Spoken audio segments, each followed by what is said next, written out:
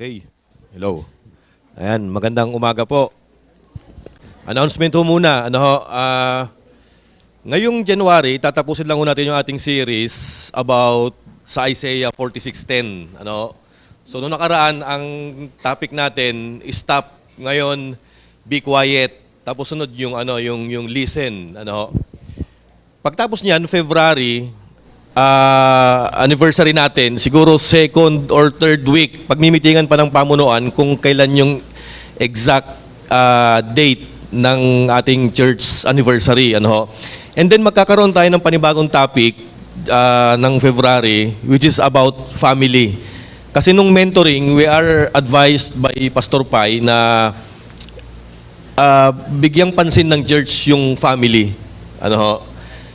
Kasi ako, nung nasabi niya ito, inisip ko, minsan na-overlook natin yung family, napapabayaan natin, nakafocus tayo sa soul winning, pero yung family, minsan, nagiging dysfunctional lalo na mga Christian pa So sabi niya, why not focus on family, rebuild, strengthen, equip, empower yung bawat family sa church, and then let them grow through cells. So ang target ngayon natin ay magkaroon ng cell group sa bawat family nitong church.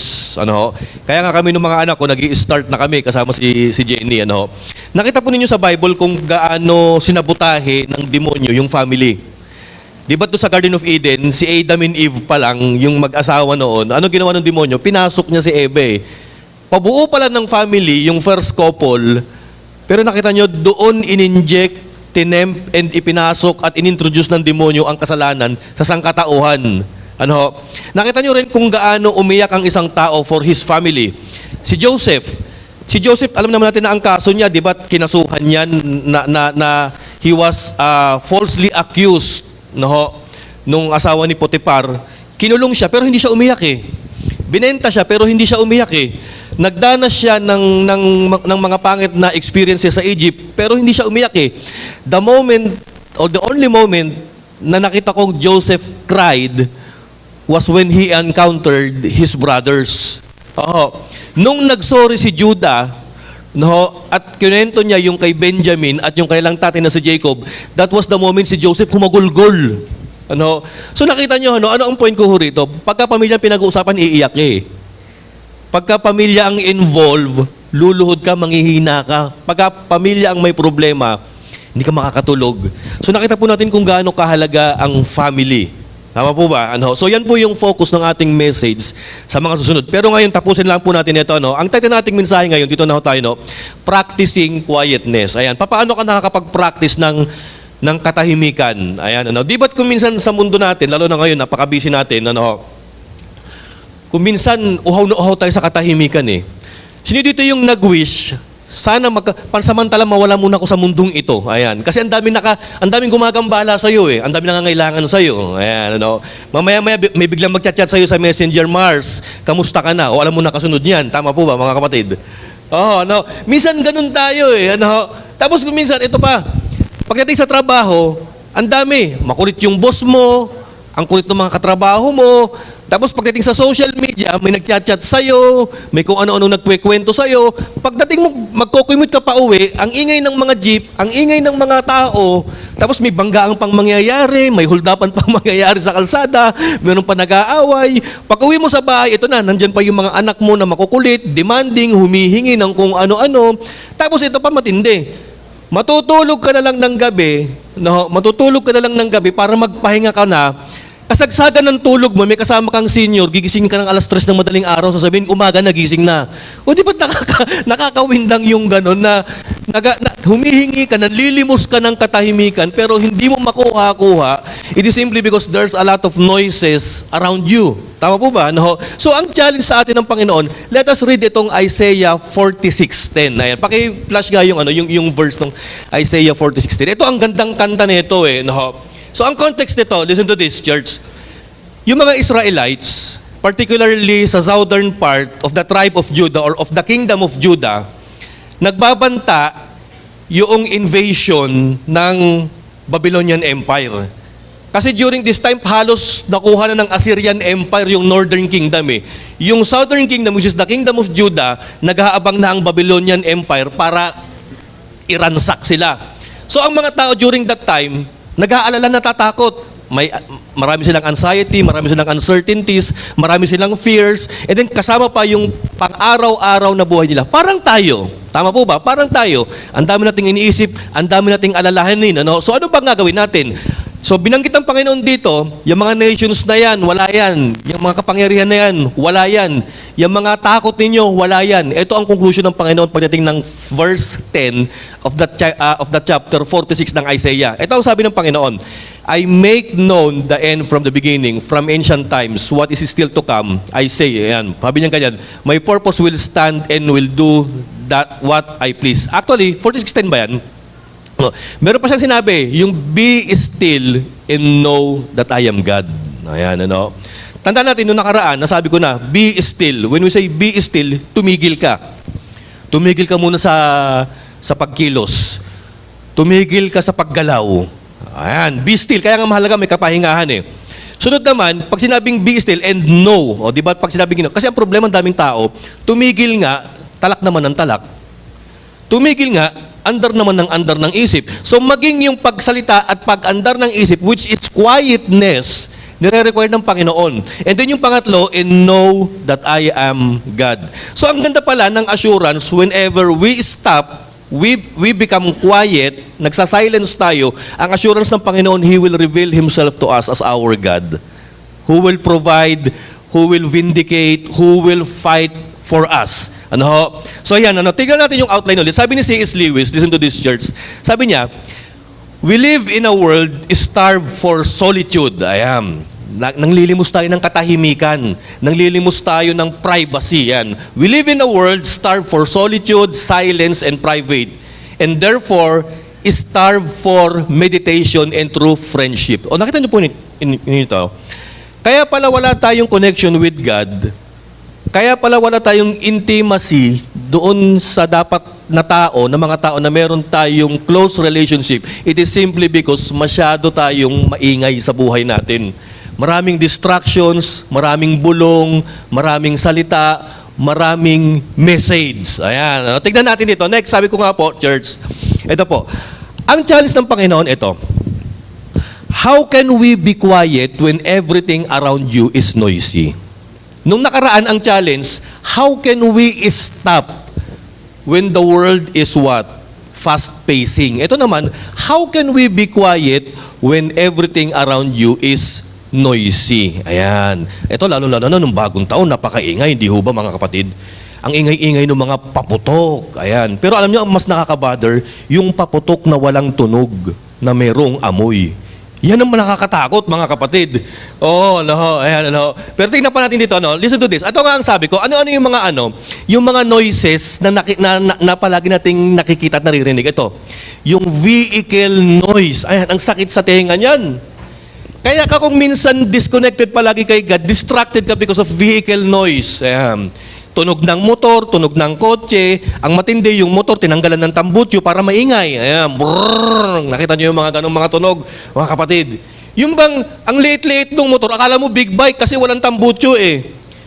Yung tunog, 120, yung takbo, 80 lang pala, mga kapatid. Ayan, kasi nga, pinapaingay yan, yung mga vehicle noise din, ang ingay-ingay, sa highway, sa kalsada, yung mga busina, yung mga buga ng ng usok. Ito pa, media noise. Nakita nyo, TV, radyo, social media, Facebook, YouTube, internet, ang dami, mga kapatid. Ayan, kaya kung minsan hindi natin na-focusan yung mga dapat gawin, it is simply because nakatali na tayo. We are entangled of what is happening in the social media.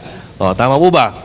Minsan nai-stress tayo, hiwalay katnyel lang, di ka na makatulog, kapatid. Sino kaya susunod pang maghihiwalay? Ayan, Yan, nawiwindang tayo dyan, nai-stress tayo sa mga bali-balita tungkol kay Richard, tsaka kay Sarah. Ano ba nangyayari to? Ayan, biro mo pati, hindi mo naman dapat pakialaman, pinapakialaman natin, mga kapatid. Ito pa matindi, ito. Human noise. Ayan, ano yung mga human noise? Yung mga kapitbahay niyong noisy and loud. Ayan. Ang ingay. Ayan, kumbaga, yung kanta nila, ang almusal ay sigawan, ang tanghalian natin ay tampuhan. Ganun ba yun, mga kapatid? May kantang ganun eh. Ayan, ang ingay-ingay nila. Ayan, nagtatalo, nagdedebate, nagbabangayan. Kung hindi, ito pa, may mga flip-top pa ba yun, yung mga tawag-tawag na yan, may mga hugot-hugot pa.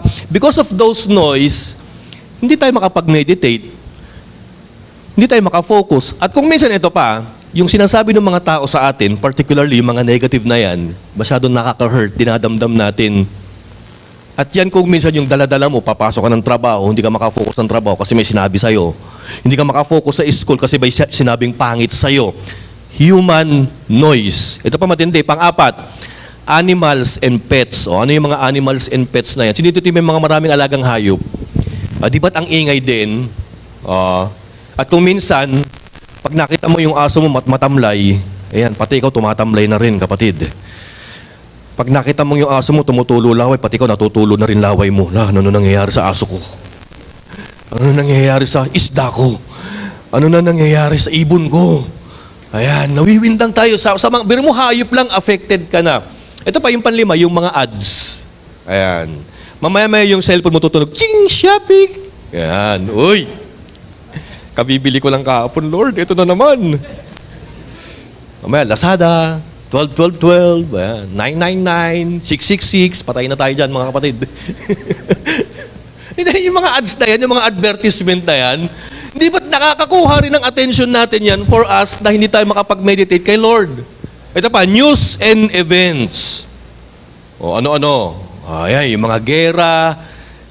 Pero ito ang tanong, paano nga tayo makakahanap ng katahimikan kung itong 6 na mga bagay na ito ay palagi tayong ginugulot, winiwindang?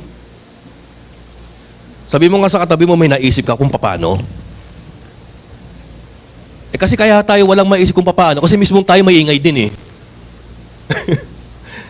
Tandaan nyo, people make noises when they are sick. Kaya ang tao maingay, may sakit yan. Hindi man sakit physical, may sakit emotional yan. Kaya kung minsan salita ng salita yan eh. May dinadamdam na sama ng loob yan. Kaya kung minsan nagwawalat, nag-aamok yan. You see? People make noises. It is simply because they are sick. Si Jesus Christ, when He lived in this world for almost 3 decades, alam nyo, siya yung isa sa mga tao na nakita kong very busy yung time schedule. There was a time, dinudumog na ng tao si Jesus Christ kasi gusto makapakinig ng mga tao ng mensahe niya. Kasi gusto maka-experience ng tao ng miracle, gusto maka-witness. Yung iba gusto maka-witness ng healing. Yung iba gusto makakita kung paano magpalayas ng demonyo si Lord. Ayan. Yung iba gusto mapakita o makatikim ng tinapay na gawa ni Lord. Kita niyo yan? Kaya ano palagi ang ginagawa ng Panginoon? Ito napansin ko sa ministry niya. He is willing to dismiss the multitudes, escape from these multitudes, and have a quiet time with His disciples. Ito pa nakita ko. He is also willing to dismiss the 12 disciples, be alone, and have a quiet and quality time with God. Alam niyo, dapat church, ganyan din tayo eh. Kung hindi tayo marunong humindi sa mga demands ng buhay natin, naku po, sabi ko nga, sasabog ka kasi hindi ka makakapag-recharge. Ang sasakyan mo, para makapag-refuel yan, you have to stop the engine. You have to stop. Hihintuin mo yung andar mo, papatayin mo. Di ba't ganon din? Stop and be quiet, makina. Para ka makapag-refuel. Ganon din sa buhay. Para ka makapag-recharge, spiritually, physically, we need to stop from doing things, from our work, maging yung ingay natin, yung mental process natin, kailangan i-shutdown mo rin yan eh. Tama ba? Ang problema natin ito, hindi tayo marunong mag-push ng power button and i-turn off lahat ng mga noises sa buhay natin. Ngayon ito matindi. Listen to this, church. Ito matindi. Merong mga ingay sa buhay natin na walang tunog, pero nakakagambala. O hulaan nyo, bugtong-bugtong. Ano yung ingay na walang tunog pero nakakagambala? Naiisip kayo ngayon, Ano kaya yung pastor? Yung ingay na walang ingay pero nakakapagpapuyat, ginigising ka ng madaling araw. It starts with tatlong W. Paki-flash, Brian. Tingnan nyo to, no? Noises that has no sound pero ang lakas ng impact sa atin. Ito, wants. Number 1, wants. Di ba't pag may gusto ka, pag may mga pinapangarap ka at ninanais ka, hindi ka nakakatulog. Pinag-iipunan mo. Tandaan nyo, church, ano man yung pinag-aaksayahan ng resources mo, ng thoughts mo, ng talents mo, ng pera mo, ng energy mo, wants yan. O, ano yung mga wants ninyo? Actually, yung mga wants, hindi lang material things eh. Hindi lang sasakyan, hindi lang motor, hindi lang business, hindi lang bahay. Alam nyo, ang wants, pangarap. Pangarap sa buhay. Di ba? May mga, yung iba kaya nagigising eh. O kaya yung iba, mga estudyante, nakikinig sa school, nakatingin sa teacher, pero ang iba iniisip kasi nangangarap ng gising. Ayan. Nangangarap siya magkaroon ng Korean boyfriend. Ayan. Tama po ba mga kapatid? Tingnan mo yung katabi mo. Nakatingin sa akin yung mga katabi niyo, pero anong iniisip niyan? Baka ang isip niya nasa SM, nasa One Mall. Ayan. Sabi mo sa katabi mo, bumalik ka sa kinauupuan mo, kapatid. Ayan. Di ba? Kung ano yung mga iniisip mo, yung pangarap mo, aspirations mo, wants. Ayan, minsan madaling araw gigising ka eh. Nung nasa seminary ako, natutulog kami, meron doon dalawang kasama namin sa dorm eh. Parehas tulog. Nag-usap sa panaginip eh. Sabi nung isa, itira mo na. Akin yung bola, sumugot yung isa eh. Tawa kami ng tao eh. Sabi nung isa, akin na. Sabi nung isa, itira mo na. Parehas silang tulog. Sabi ko, ayos ah. Nagtagpo sa panaginip sa basketball. Ayan, marami tayong wants sa buhay. Yan yung mga gumigising sa atin. Yan yung mga alam niyo ba yan yung mga nakakapagdulot sa atin na magtunganga tayo at managinip ng gising. Ayan, mangarap ng gising. Ito pa yung sunod na nakakagising sa atin, worries. Diba? Sino dito yung ang himbing ng tulog mo, may bigla ka nagigising. Ayan. Mukhang andyan na. Ayan. Nagigising ka. May kumakatok sa pintuan nyo. Ano yan? Ano yung mga worries? Nakita nyo, church? No? Sumakit lang yung puwet mo. Wala, ano na to? Colon cancer na. Yung pala, almoranas lang. Nakita nyo yan, mga kapatid? Yan yung mga worries natin sa buhay. Tinubuan ka lang ng tagyawat, cancer na. Ayan. Worries. Actually, church, karamihan ng worries natin, sabi nga nila, 90% hindi totoo, 10% lang yung totoo. Nakita nyo, maging yung mga worries in life, naku po, nakaka-distract yan. Nakaka-disturb yan. Tandaan nyo, church, pag ikaw punong-puno ka ng worries, tingnan nyo to, no? Yung worries mo, hindi naman physical, mental ang effect, pero ang talab sa'yo physical. Nai-stress ka, nadidepress ka, nadideprive ka ng tulog. Abay, kung punong-puno ka ng worries, sayang yung mga beauty care products na tinitira mo, kapatid. Sayang yung mga collagen, yung mga glutathione, sayang yun. Kasi di ba nagpapaganda ka nga eh ang worries, nagpaparinkles yan, kapatid. Ang masama nito, kapatid, pag yung worries mo, gumanon na. Wala na mapaglagyan, pag ganun ka na, para ka na si Frankenstein, mga kapatid. Tama po ba? Ito pa, yung pangatlong bagay na walang tunog, pero nakaka-disturb sa atin, yung work. Ano yung work? Sa mga estudyante, assignment, goals.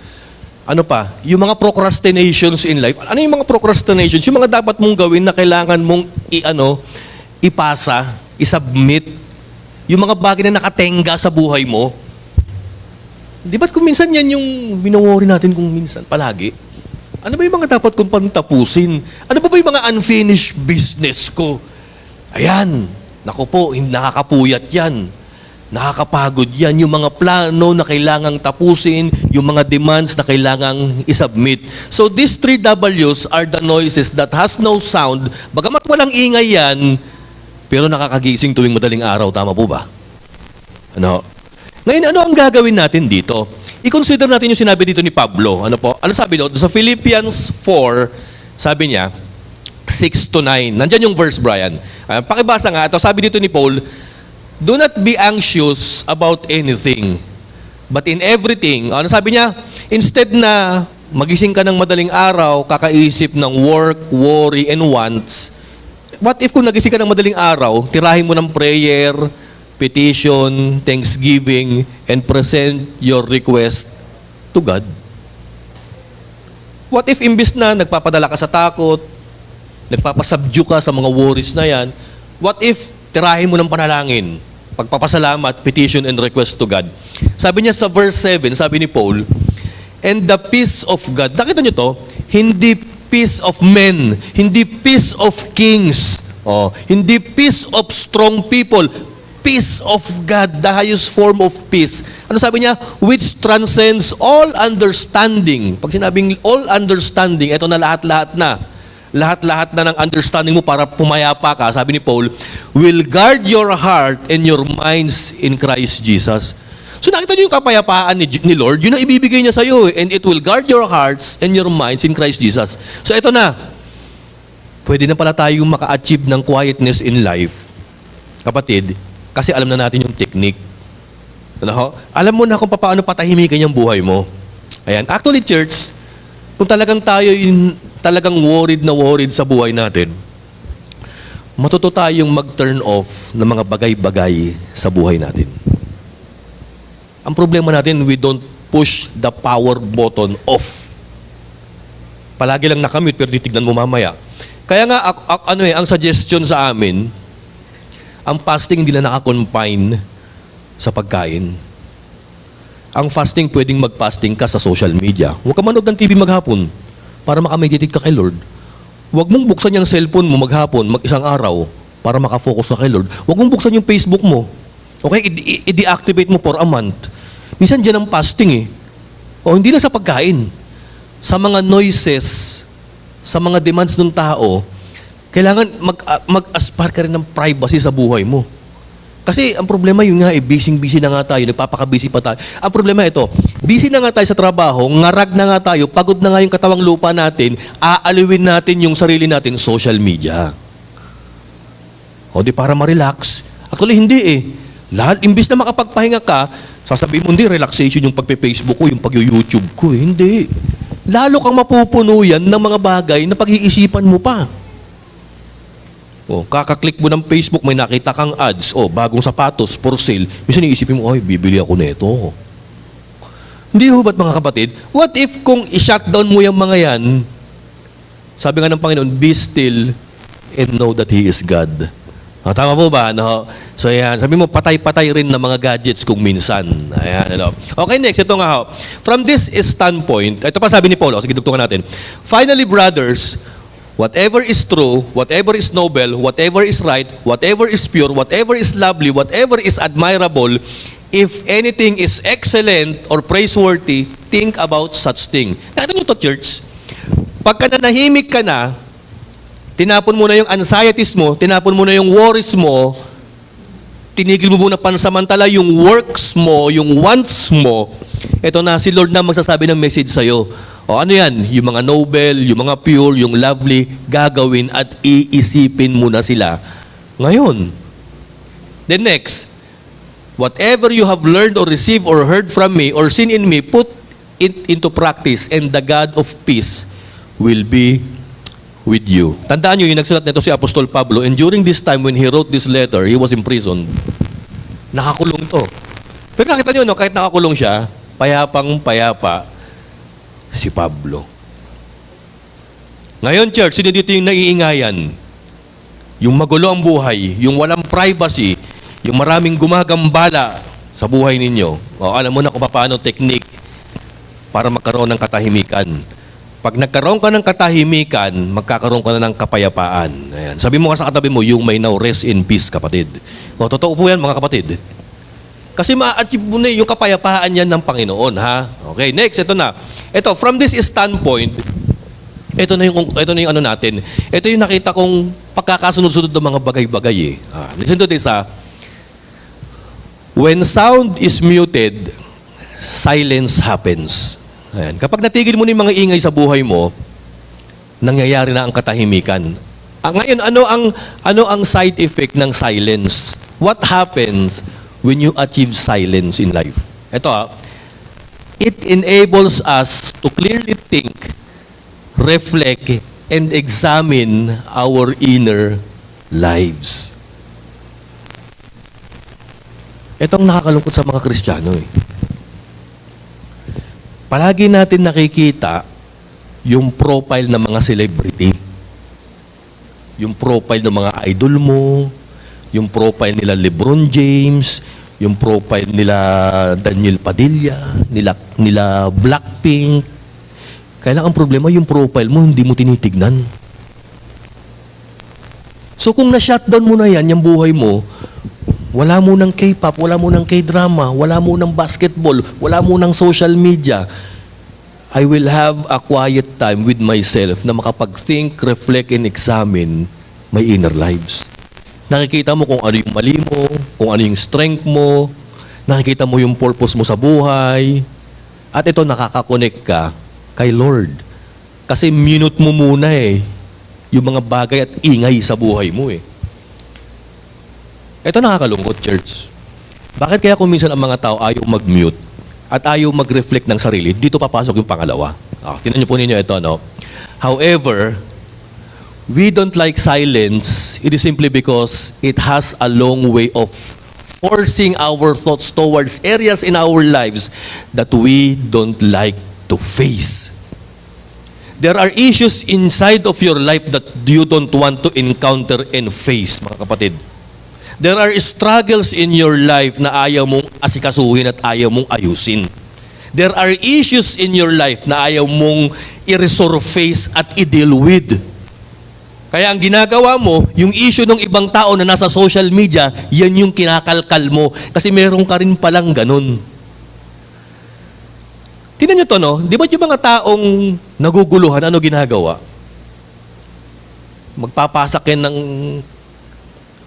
sa tenga? Ng, AirPods, earphone, magpapatugtog ng maingay yan. Imbis na nagme-meditate, imbis na nagsusurit, nagmumuni sa sarili, makikinig ng kanta yan. Kasi tinatalikuran nila yung real self and they are going to the unreal self, yung fantasy. Nagfa-fantasize sila. Okay, ito Bakit marami mga bata ngayon nalululong sa mga games pero napapabayaan ang school? Bakit marami ngayon yung mga tao na na-obsess sa teleserye pero napapabayaan ang relationship sa family? Kasi ito yung nagiging escape nila Tama po ba? Sa school hindi ako maka-triple kill, sa ML kaya ko Sa school, hindi ako makasabit, sa ML kaya. Di ba? Kumbaga, pagdating sa mga social media na yan, doon tayo nagkakaroon ng sense of accomplishment. Pero ang problema, this is not the real world. Ang real world, yung totoong buhay natin na dapat ayusin natin, na dapat nagsa-silence tayo, nagme-meditate tayo, nagko-connect tayo kay Lord. Di ba't mas masarap pag-usapan yung relationship ni Katniel kaysa sa relationship namin mag-asawa? Tama mo mga kapatid? Nagiging alternate world. Kaya nga ang tawag sa atin, netizen. Kasi social media Kaya pala maraming tao ayaw tumahimik. Kasi pag nananahimik sila, they are forced to encounter their inner conflict in their inner selves. At yun yung tinataguan nila. Natagpuan mo na ba kapatid yung sarili mo, tinataguan mo yung sarili mo? Tinatakbuhan mo yung nakaraan mo, tinatakbuhan mo, ibinabaon mo sa limot yung iskandal mo na hindi mo pa ma-deal with. Kaya pala may mga tao ayaw ng katahimikan. Kasi pag natatahimik sila, wala silang magawa, na-force yung mind nila and thoughts nila to encounter their inner selves. Natin yung mga taong, yung mga taong nagigrieve. Ano ginagawa nila? Pumunta sa SM, magpapakasaya, kasi ayaw nilang isipin yung kamatayan ng loved ones nila.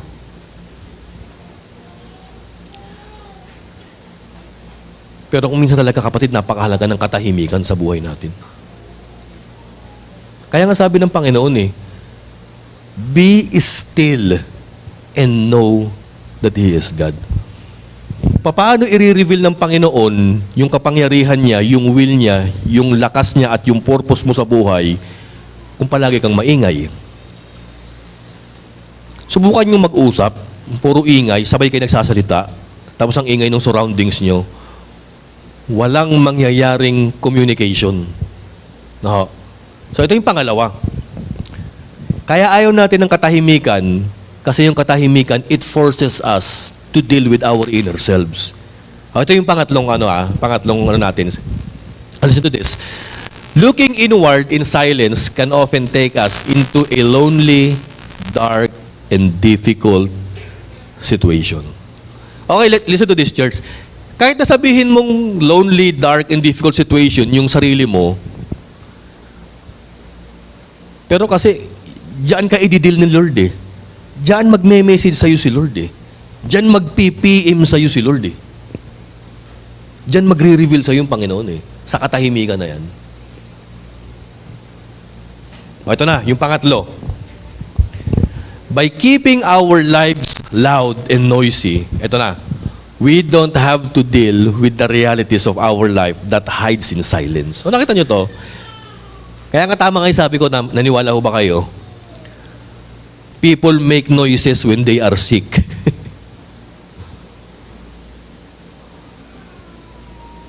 Kaya pala maingay sila. Kaya pala ganun sila. Pansin nyo, yung mga taong shoutout ng shoutout, ngak sa Facebook. Yan yung mga taong ayaw makipag-deal sa inner self nila.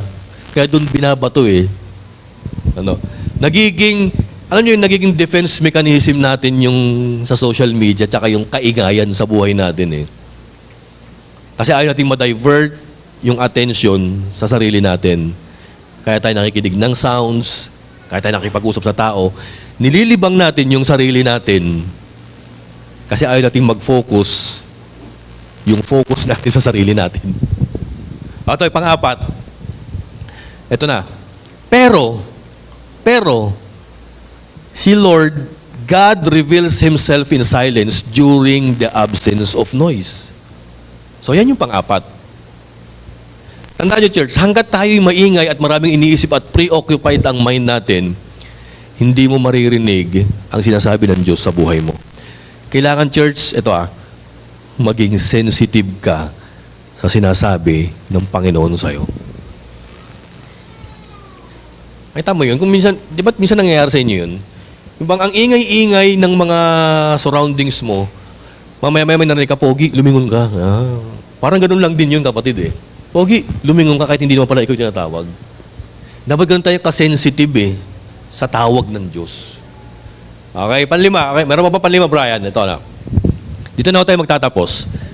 Sa 1 Kings 19:11 to 14, this is a good example ng isang tao na natakot, naka-achieve siya kay Lord, pero natakot siya, pero may nais siyang marinig na mensahe kay Lord, at yung small whisper ng Panginoon ang nakapagpa-recharge, nakapagpa-revitalize, at nakapag-re-energize sa buhay niya.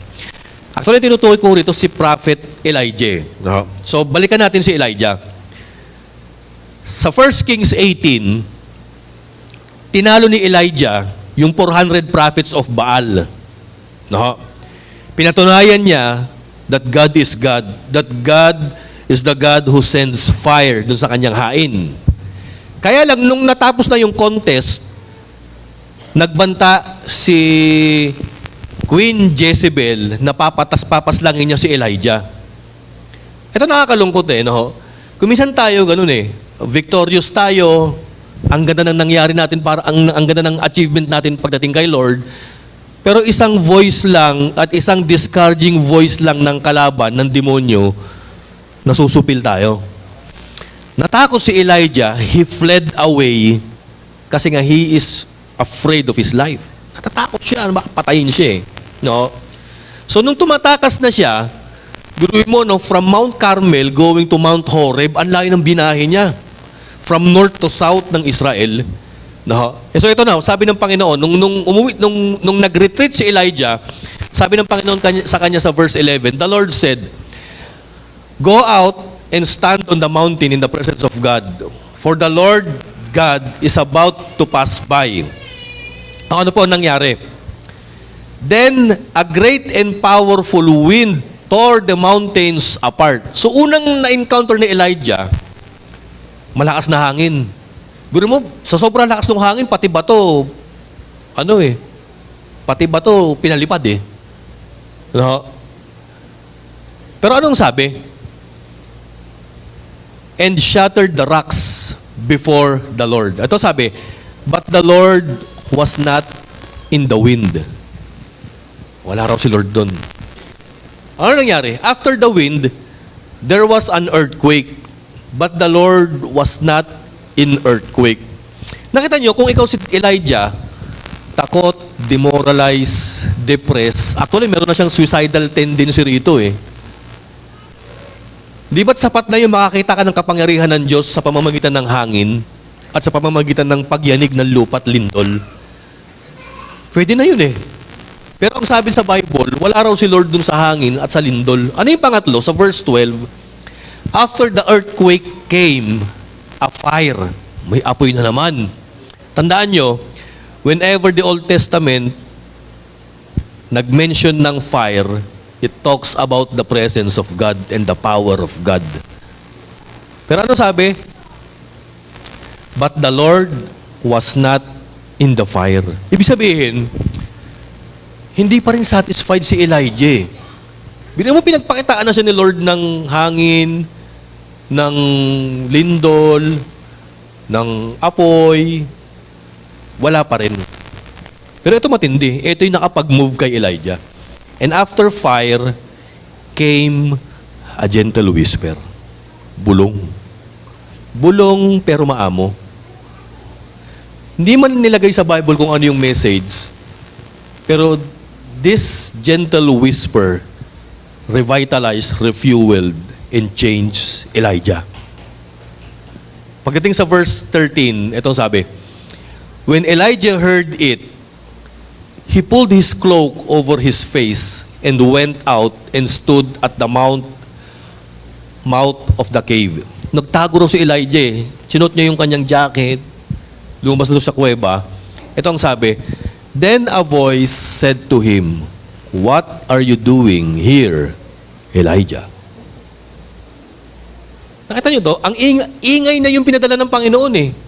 Maingay na hangin, malakas na hangin, malakas na lindol, mainit na apoy. Pero hindi natinag si Elijah. Ang nakakot ng attention ni Elijah, yung gentle whisper ni God, Elijah, ano ginagawa mo rito? Sa verse 15, he replied, I have been very zealous for the Lord God Almighty. The Israelites have rejected your covenant. Ito na, nagsumbong na siya kay Lord, broken down your altars and put your prophets to death with the sword. I am the only one left, and now they are trying to kill me too. Nagsumbong na. Nagsabi na ng hinanakit. Alam niyo ba yun? Parang nagsumbong na siya kay Tulpo, mga kapatid.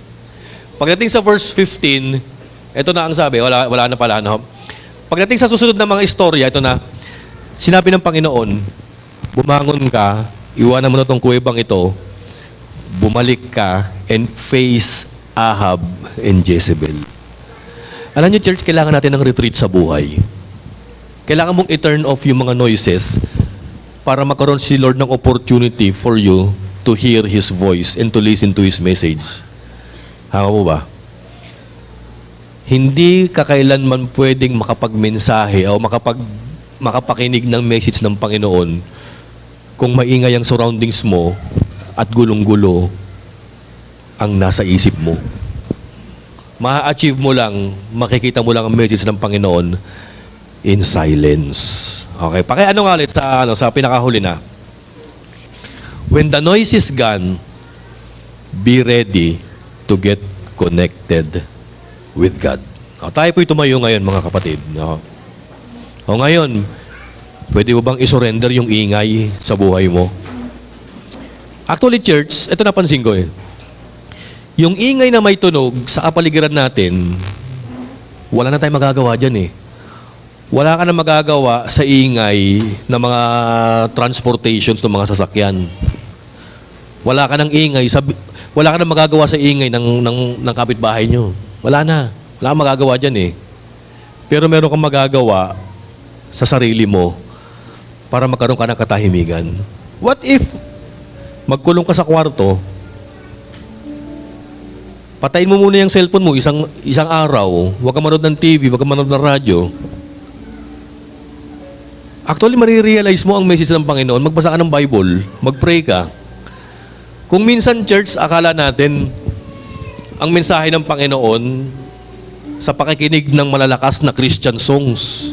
Christian songs naman ito pero hindi pa rin Kung minsan akala natin, makakapakinig ka ng mensahe ng Panginoon sa pag-attend ng mga events, concert, Planet Shaker, Hillsong, pero hindi Ako napansin ko, mas nagre-reveal si Lord sa'yo personally whenever you invite Him in your life in silence.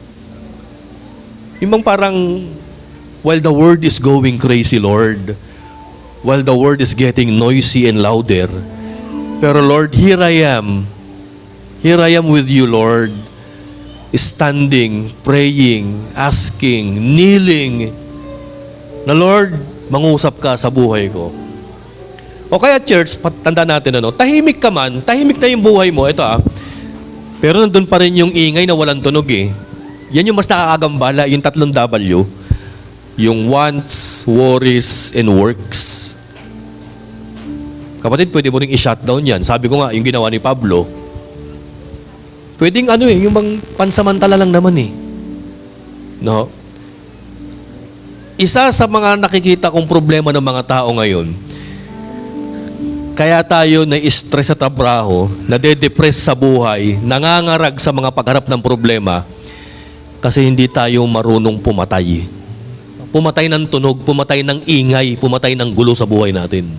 Hindi tayo marunong magpatay ng social media, ng gadget. Pag matuto tayong mag-turn off at i-push yung power button na yan sa buhay natin, magsasabi ng mensahe sa atin ng Panginoon, and that will be the time that we will be energized, strengthened, and refueled.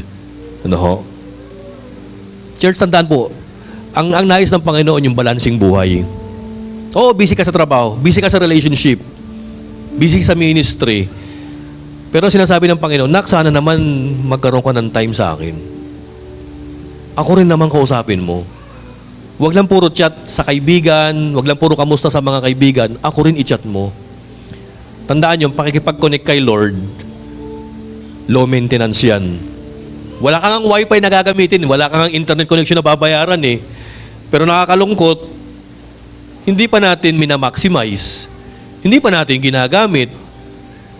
Wala kang subscription Yung prayer, yung quiet time kayo, wala. Pero ang dami nating subscription, saan? Netflix, Disney World, YouTube. Ang dami nating subscription, tama ho ba? What if mag-unsubscribe tayo dyan sa mga yan, and then let's start maximizing yung ating subscription kay Lord? Wala kang subscription yung quiet time Ang problema, kaya pala tayo nadidisconnect kay Lord kasi naaagaw ng attention ng mga ito. So tandaan po natin yung sabi sa Isaiah 46. Be still and know that He is God. Stop, be quiet, mga kapatid. Tayo po yung manalangin.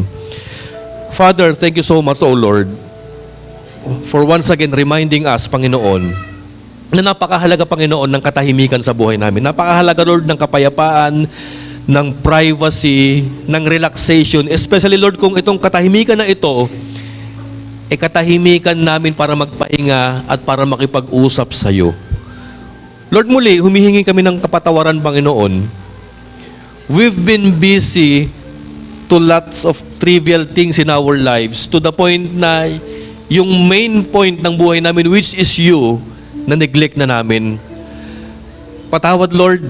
Naging busy kami sa lahat ng bagay, pero nakalimutan namin yung pinakamahalagang bagay, which is our relationship with you, O Lord. Help us, O Lord, to learn how to stop and be quiet in our life.